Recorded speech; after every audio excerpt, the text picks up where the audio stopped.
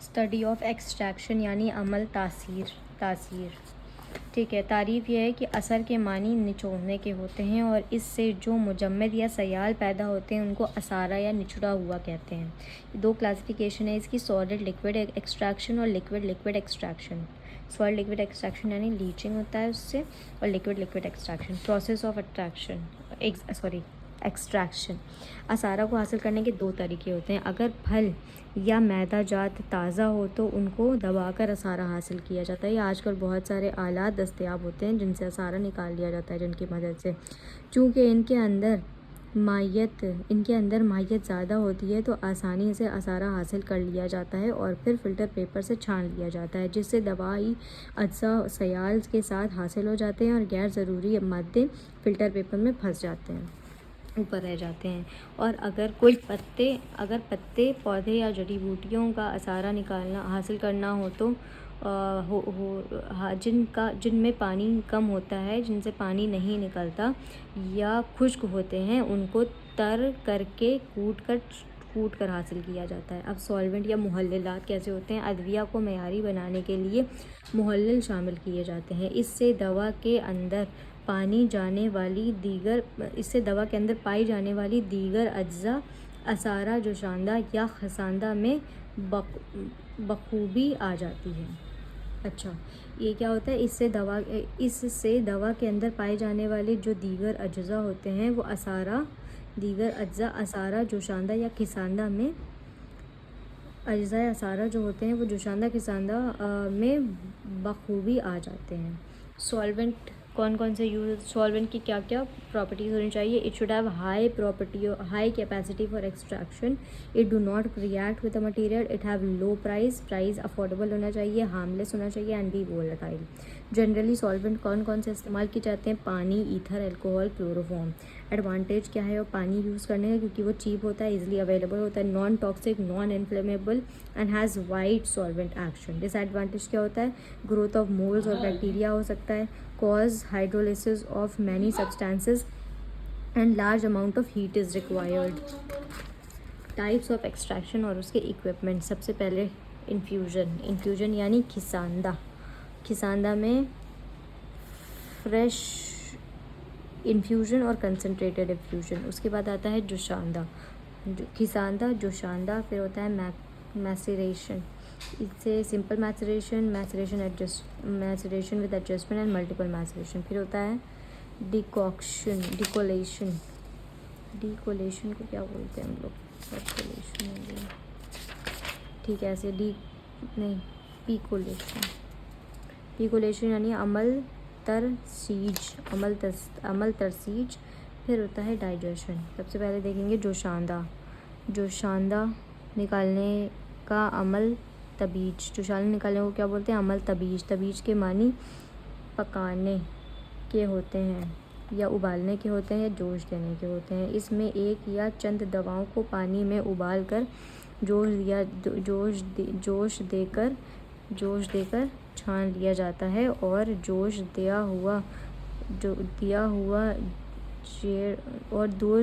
دی ہوئی چیز کو مغلی یا مطبوخ کہتے ہیں. جیسے کہ کوئی بھی ڈرگ ہے، اس کو پانی میں ڈال کے کچھ دیر تک بوائل کر لیا جاتا ہے، اس کے بعد اس کو چھان لیا جاتا ہے.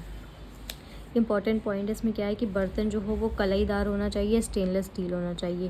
جڑ لکڑی موٹا چھلکا والے بیج کو چھلکا نکال کر پانی میں ڈالنا چاہیے. اور پھر ہے کہ اگر کچوس یا افیمون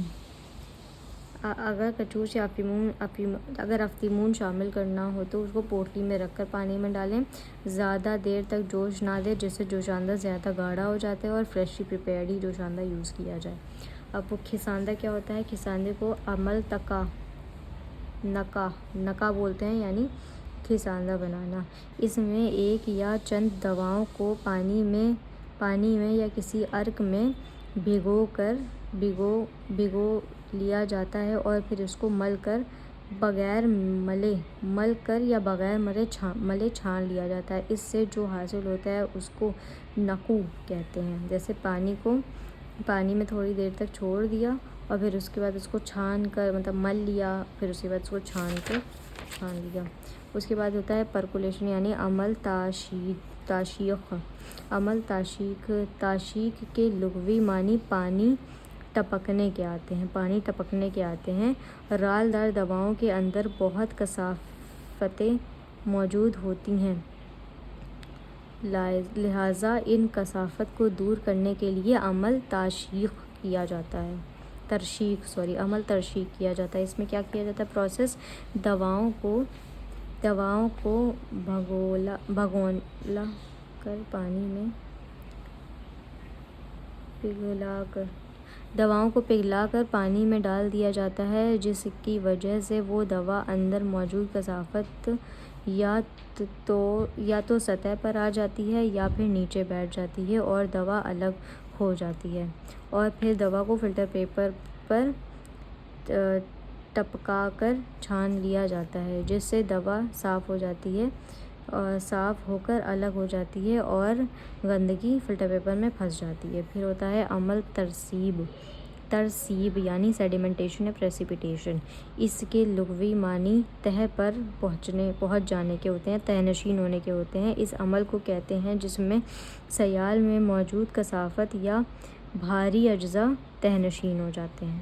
پھر ہوتا ہے ساکسیلیشن یعنی تاثیر مسلسل. یہ ٹاکسیشن اپریٹس یہ ایکسٹریکشن ہوتا ہے by the means of an apparatus called Soxhlet apparatus. یہ ایک جدید آلہ ہے جس کے ذریعے آثار اور روغن کشید کیا جاتا ہے. اس میں تین اجزاء پر مشتمل ہے. اس میں ایک فلاسک ہوتا ہے جس میں محلل بھرا جاتا ہے، اور ایک کنٹینر ہوتا ہے جس میں دوا رکھی جاتی ہے، اور ایک کنڈنسر ہوتا ہے جس میں محلل ٹھنڈا ہونے کے بعد گرایا جاتا ہے. تو اس میں یہ دیکھو ایک کنڈنسر ہوتا ہے، دیکھو ایک نیچے فلاسک ہوتا ہے، ایک سٹینڈ ہوتا ہے، چپ رہو، یہ ایکسٹریکٹر ہوتا ہے، یہ اوپر کنڈنسر ہوتا ہے. فلاسک میں پہلے پانی رکھا جاتا ہے اور مٹیریل جو بھی ڈالا جاتا ہے، پھر اس کو بوائل کیا جاتا ہے جس سے جو ویپرائز ہو کے یہ ایکسٹریکشن والے میں چلا جائے گا. جب ایکسٹریکشن میں جائے گا یہاں پہ ایک ٹھنڈا کنڈنسر ہے، پھر وہ ٹپک کے پتہ نہیں کہاں جائے گا، پھر ٹپک کے پتہ نہیں ہے کہاں، وہیں واپس گرے گا. اس کے بعد رب اور ست کیا ہوتا ہے؟ رب کیا ہے؟ یہ ایک عصارہ ہے. پھولوں کے رس اور شکر کی آمیزش سے جو وجود میں آتی ہے اس کو رب کہتے ہیں. رب کیا ہوتا ہے؟ جو پھولوں کے رس میں شکر ڈال کے آمیزش کی دی جاتی ہے اس کو رب کہتے ہیں. رب اس دوا کو کہتے ہیں جو نباتی پھول پھل اور جڑوں وغیرہ کا عصارہ نکال کر جوشاندہ یا خیساندہ کی شکل میں اس کو حرارت دے کر اتنا گاڑھا کر لیا جاتا ہے کہ وہ 1/4 باقی رہ جائے، اور پھر اس کو وزن کے نصف سفید شکر کے ساتھ کیوام بنایا جاتا ہے. ست کیا ہے؟ یہ بھی دوا کی ایکٹیو انگریڈینٹ کو الگ کرنے کا ایک طریقہ ہے. ست کا حصول بھی تر و خشک ادویہ سے کیا جاتا ہے. یہ تر یا تازہ جڑی بوٹیوں کو کچل کر عصارہ حاصل کر لیا جاتا ہے، اور پھر اس میں موجود پانی کو